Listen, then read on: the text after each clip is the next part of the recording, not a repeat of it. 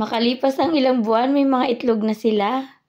Kahapon dahil walang pasok si Pugi, lumabas kami para bumili ng mga styro box para sa mga alaga namin. At habang pumipili nga si Pugi, sobrang daming gamit sa bahay na nakita ko dito. Sobrang saya nga sana magtingin-tingin, kaya lang yung kasama ko ay dali-dali na rin. Hapon na rin kasi nung mga oras na ito. At habang palabas nga ako, nakita ko naman itong cute na slipper na to. Naalala ko kasi na may inaanak ako na kasyang-kasya ito. Kaya naman ayan, pinasama ko na rin kay Pugi sa pagbabayad. At makalipas nga ilang minuto, nandito na kami sa dagat. Di na nga ako nakapag-video kasi tingnan nyo naman, yan yung bit-bit ko habang nakasakay sa motor. Mga alas 5:30 na nga ng mga panahon na yan. At tingnan nyo naman, napakaganda na naman ng dagat. Masarap nga rin sanang maligo kasi napakabanayad ng dagat. Kaya nga lang, hindi nga rin yan ang pinunta namin dito. Pagdating nga namin, sinimulan na rin i-separate ni Pugi yung mga crayfish na may mga itlog na. Halos lahat kasi sa mga crayfish na babae na alaga namin ay may mga itlog na, kaya kailangan pag-iwahiwalayin. Ilang buwan na rin kasi ang nakakalipas simula nang mag-alaga kami nito. At eto nga yung mga babaeng crayfish na meron ng mga itlog. Sa 5 pirasong babae nga na alaga namin, 4 sa kanila ay may mga itlog na. Kaya naman nakakatuwa talaga. At eto nga pala yung sample na babaeng crayfish kapag may itlog na. Dami no, sana mabuhay lahat sila. Yan pala yung mga styro box na dala-dala natin at yung brother-in-law ko na nagpapakain ng mga crayfish namin. At bago ilagay yung mga crayfish, binuksan muna namin yung styro para sumingaw yung amoy nito. Maya pa ay dumating na nga rin si Papa para tulungan si Pugi para mag-assemble ng mga gagamitin dito. At para nga hindi makulob yung ating mga crayfish, binutasan na ni Pugi yung takip ng styro. Hindi rin kasi pwede na walang takip ito. Pagkatapos ng butasan ni Pugi yung mga takip, nagsimula na rin siya magsali ng tubig na paglalagyan ng ating crayfish. At kita nyo naman, inabot na nga kami ng gabi dito. At eto pa nga pala yung crayfish na may mga itlog na. At kung mapapansin nga ninyo, nakalagay pa siya sa tabo. Kailangan kasi muna silang i-acclimate para ilagay dun sa mga bagong palit na tubig. Yung mga crayfish nga pala mga madam, kailangan din natin silang lagyan ng hides or pwedeng pagtaguan. Katulad na lang po ng ganyan. At ganyan na nga po palang itsura ng ating crayfish. Tingnan nyo, para na silang alamang kasi sila ay mga buhay na. At kung makikita nyo nga po ng malapitan, may mga mata na sila. Pagkababa nga ni Pugi sa tubig nung nanay na crayfish, may naiwan pang isa. Ayan, at lumalangoy na. At dahil may mga babaeng ang crayfish, syempre kailangan din ng lalaking crayfish at eto nga po pala sila. Nakatago nga lang kaya sungot lang ang kita. At dahil hindi dito kami nakatira, si Mama pala naglilinis ng mga crayfish namin. At syempre si Papa naman pagdating sa mga ganitong bagay. Kaya naman sa pag-unlad namin, hindi lang kami kundi kayo rin. Maaga pa lang kiniklaim ko na, pero syempre kailangan yon kapag nagbi-business ka.